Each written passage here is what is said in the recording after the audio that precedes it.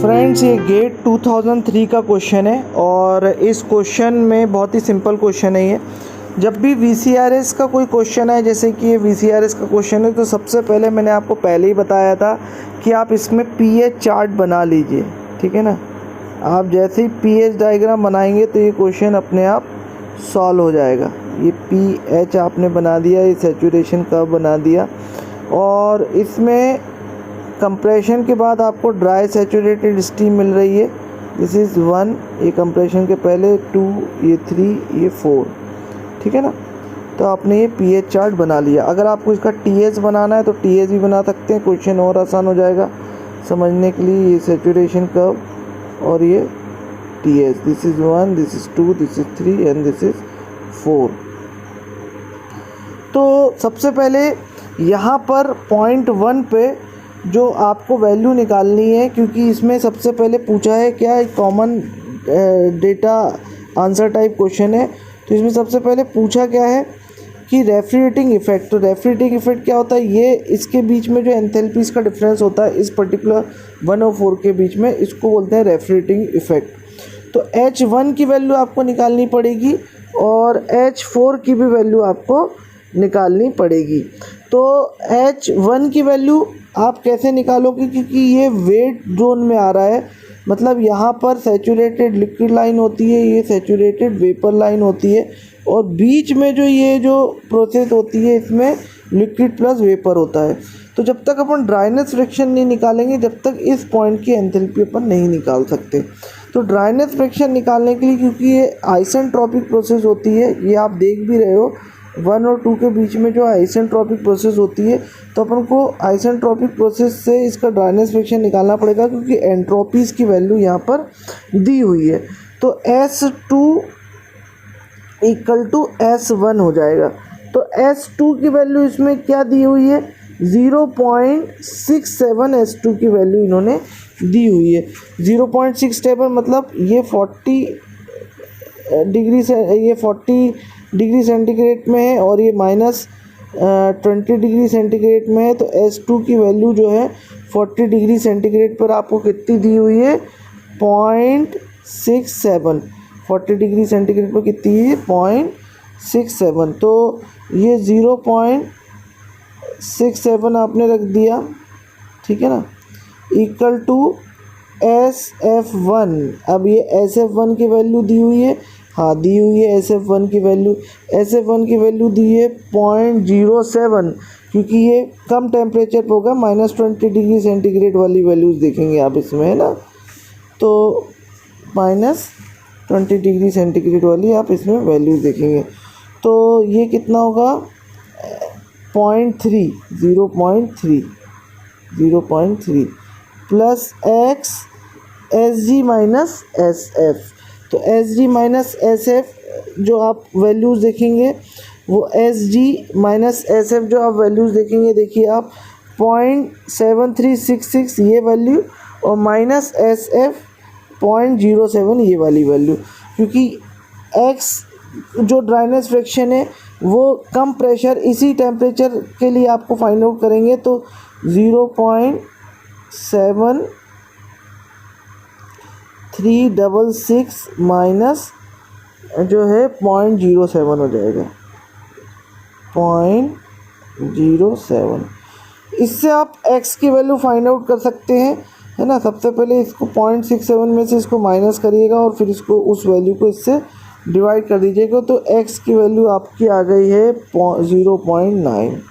ठीक है ना, 0.9।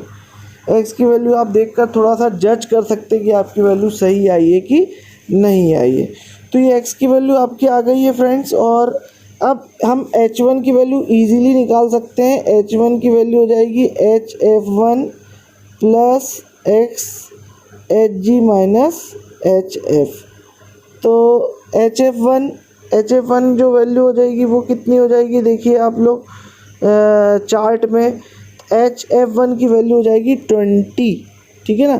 तो HF1 की वैल्यू ये वाली रखेंगे 20 वाली, और ये x की वैल्यू 0.9 रखेंगे और HG माइनस HF रखेंगे। तो HG की वैल्यू कितनी है, 180 और ये रखेंगे 180 माइनस 20। तो आपकी वैल्यू निकल जाएगी कितनी, H1 की वैल्यू यहाँ पर निकल जाएगी। तो ये वैल्यू आपकी जो आ रही है, ये वैल्यू कितनी आ रही है, देखिए H1 की 164 आ रही है। मैं यूनिट नहीं लिख रहा हूँ, किलो जूल पर केजी होगी यूनिट, ये ध्यान रखिएगा। अब refrigerating effect H1 minus H4 होता है अगर जो है इसमें रेफ्रिजरेटिंग इफेक्ट किलो वाट में है, मतलब किलो जूल पर सेकंड में है। तो मतलब इसका मतलब कहीं ना कहीं मास फ्लो रेट दिया होगा केजी पर सेकंड में। हाँ, तो बिल्कुल सही, क्योंकि circulation mass flow rate 0.25 KG पर सेकंड में दिया हुआ है। तो अपन इसको जो ये वैल्यू आई है इसको 0.025 से मल्टीप्लाई कर देंगे, क्योंकि ये किलो जूल पर केजी में है और ये केजी पर सेकंड में है। तो केजी कट जाएगा और किलो जूल पर सेकंड में आपका जो है रेफ्रिजरेटिंग इफेक्ट आ जाएगा, और किलो जूल पर सेकंड मतलब किलोवाट होता है। तो ये आपका जो आंसर आ रहा है इसमें, ये रेफ्रिजरेटिंग इफेक्ट का आ रहा है वो 2.1 किलोवाट आ रहा है, मतलब ए आंसर सही है। अब अपन COP की बात करें, COP की अगर अपन बात करें तो COP क्या होती है, refrigerating effect upon work done. तो ये work done, refrigerating effect upon work done, तो ये work done by the compressor है। तो कंप्रेशर की अगर अपन बात करें तो MH2 माइनस H1 हो जाएगा, MH2 माइनस H1 हो जाएगा कंप्रेशर का वर्क डन। तो H2 की वैल्यू आपको फाइंड आउट, आपको देखना आना चाहिए कि H2 की वैल्यू कितनी दी हुई है। तो H2 की वैल्यू आप बता सकते हैं कितनी दी हुई है, क्योंकि ये 40 डिग्री सेंटीग्रेड है, ज़्यादा टेम्परेचर पर है, ये ज़्यादा प्रेशर पर है, क्योंकि प्रेशर ज़्यादा होगा तो टेम्परेचर भी ज़्यादा होगा।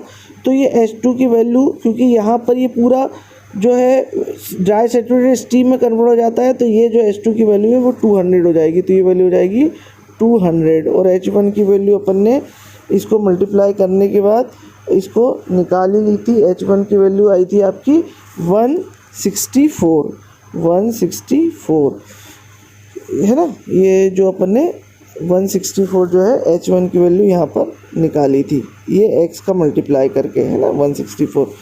और मास फ्लो रेट आपका ऑलरेडी दिया हुआ है जो है 0.025, तो ये 0.025 आपने मास फ्लो रेट रख दिया। रेफ्रिजरेटिंग इफेक्ट आपने अभी निकाल लिया था, रेफ्रिजरेटिंग इफेक्ट आपका आया था, है ना, रेफ्रिजरेटिंग इफेक्ट जो आपका आया था वो आपने अभी निकाला था। उसकी वैल्यू रेफ्रिजरेटिंग इफेक्ट जो की वैल्यू 2.1 किलोवाट या किलो जूल पर सेकंड में आई थी, ठीक है ना। और इसकी भी यूनिट किलो जूल पर सेकंड में होगी, क्योंकि इसको मास से अपन ने मल्टीप्लाई कर दिया। तो ये दोनों को डिवाइड करने पर, रेफ्रिजरेटिंग इफेक्ट और वर्क डन को डिवाइड करने पर आपका फाइनल आंसर आ रहा है 2.33, जो ऑप्शन में बी है। Thank you so much for watching this video.